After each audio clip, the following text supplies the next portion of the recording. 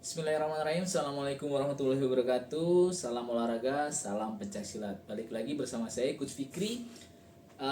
Di video kali ini saya akan membahas beberapa hal yang menarik mengenai kategori artistik atau seni atau tunggal ganda regu. Karena pada SEA Games kali ini banyak kejadian-kejadian yang menarik yang perlu dibahas dan perlu teman-teman ketahui semua. Pertama tentang masalah rule, kemudian sistem penilaian, kemudian ada kesalahan-kesalahan yang sifatnya non teknis yang perlu teman-teman ketahui. Pertama kita bahas tentang sistem peraturan seni, ya. Untuk seni kali ini tunggal ganda regu tidak lagi seperti dulu yang sistem pool system, semua perform, kemudian nilai paling tertinggi itu menang. Ranking 1, 2, 3 dan seterusnya. Kalau lebih dari 8 peserta dia akan dipecah menjadi 2 pool. Tapi pada SEA Games kali ini menggunakan peraturan Persilat 2021, peraturannya ada menggunakan sistem knockout system atau sistem gugur, sama seperti bertanding. Jadi ballotingnya sama seperti tanding, mereka akan ketemu di penyisihan dulu, kemudian quarter final, semi final, kemudian final.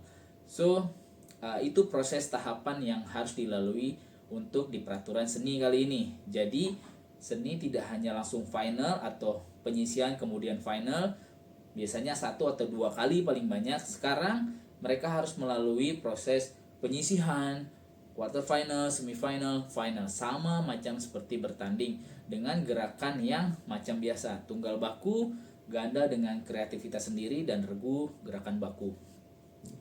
Jadi untuk peraturan baru kali ini untuk sistem masuknya pun berbeda, yaitu sudut merah, sudut biru akan dipanggil masuk bersamaan, kemudian hormat, kemudian melakukan 8 sikap pasang masing-masing, balik lagi ke sudut masing-masing.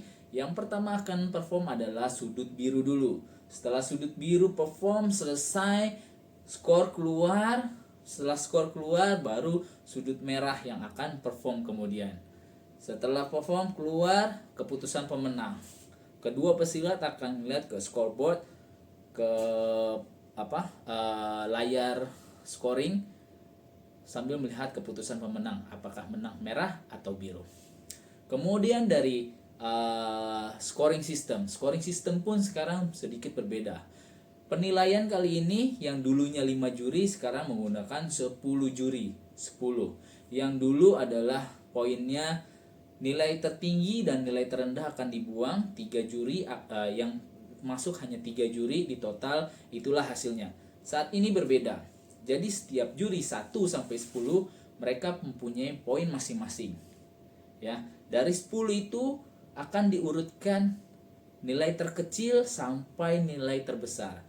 Jadi nilai terkecil akan ditaruh di nomor 1 terus sampai yang ke-10 yang paling besar. Nah, dari situ hanya diambil median atau nilai tengah. Berarti yang akan diambil nilai yang berada di urutan ke-5 dan ke-6. Nilai ke-5 dan ke-6 itu akan ditotal, digabungkan, dibagi 2 dan keluarlah hasilnya. Jadi sistem penilaian sekarang seperti itu. Kemudian juga kalau basic nilainya adalah 9.90 untuk tunggal dan regu. Ya. Jadi kalau ada kesalahan minus 0.01. Kalaupun ada kesalahan, ada penalti,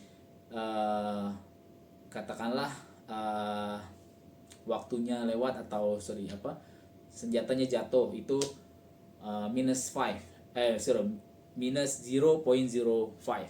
ya. Kemudian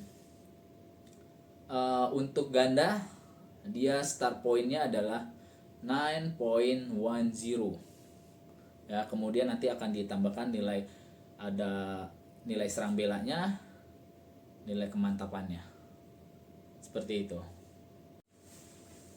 Oke, dari SEA Games kali ini ada beberapa yang menarik untuk dibahas, beberapa kejadian yang non teknis dan adanya masalah kebenaran gerak atau masalah timing. Nanti kita akan bahas satu-satu.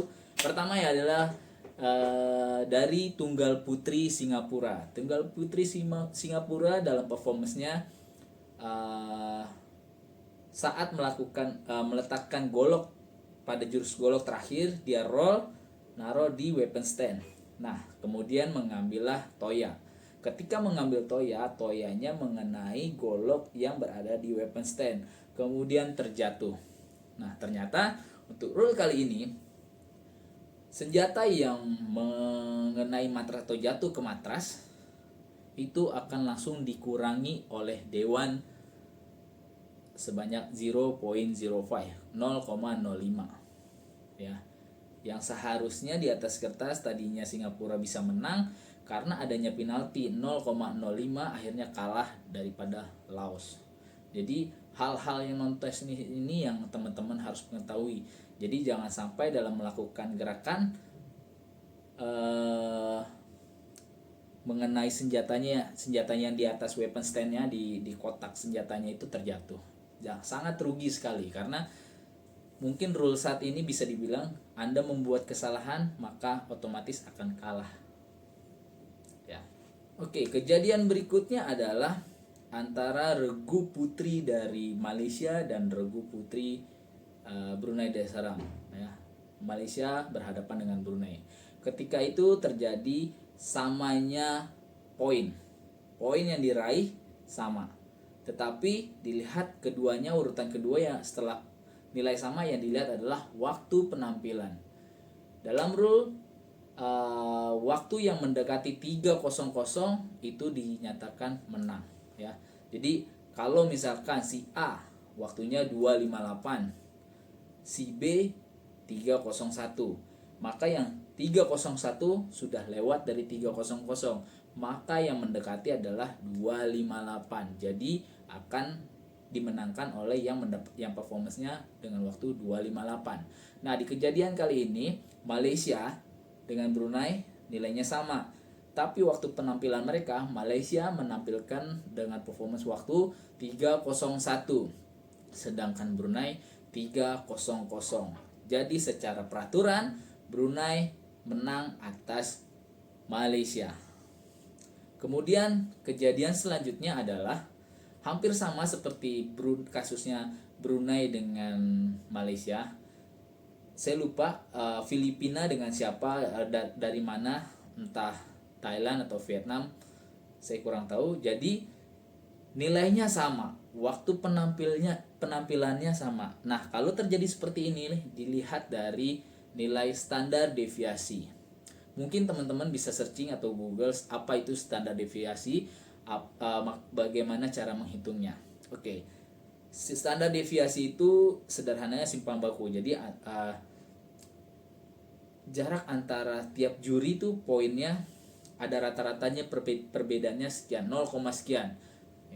Nah, kalau secara angka misalnya 0,01 dengan 0,02 itu lebih besar 0,02.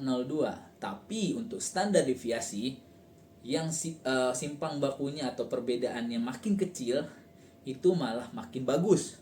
Jadi kalau 0,01 dengan 0,02, maka tingkat keberhasilannya atau kemenangannya adalah 0,01. Nah, waktu itu manajer dari Filipina mengajukan, sempat mau protes. Dia menanyakan, dia punya standar deviasinya tinggi. Ya, dia pikir tinggi itu bagus. Ternyata setelah dijelaskan, mereka mengerti dan menerima kekalahan.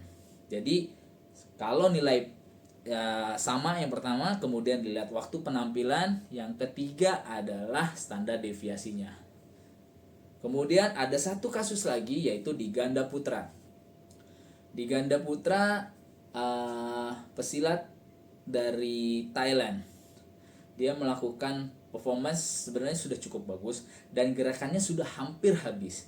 Tapi di saat membuang senjata goloknya, senjatanya jatuh dan patah.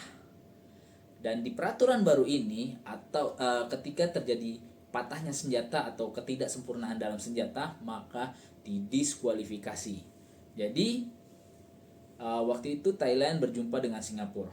Maka penampilan pertama Thailand patah dan diumumkan diskualifikasi. Tapi tetap Singapura harus performance juga, harus penampilkan gerakannya. Ya.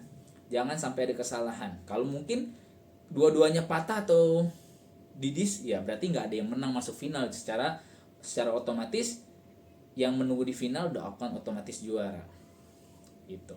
Jadi menurut saya ini info yang cukup menarik yang perlu dibahas, yang perlu saya bagikan kepada teman-teman semua supaya lebih paham lagi tentang skenario pertandingan seni, dari sistem pertandingannya, sistem penilaiannya, terus apa aja yang bisa terjadi di kategori seni ini, seperti tadi yang golok jatuh, nilai sama, kemudian senjata patah. Mungkin ini bisa pembelajaran juga buat teman-teman biar lebih tahu, lebih paham, dan bisa lebih prepare lagi untuk melatih atletnya. Oke, semoga info dari saya bermanfaat. Terima kasih. Sampai jumpa di video selanjutnya. Ciao.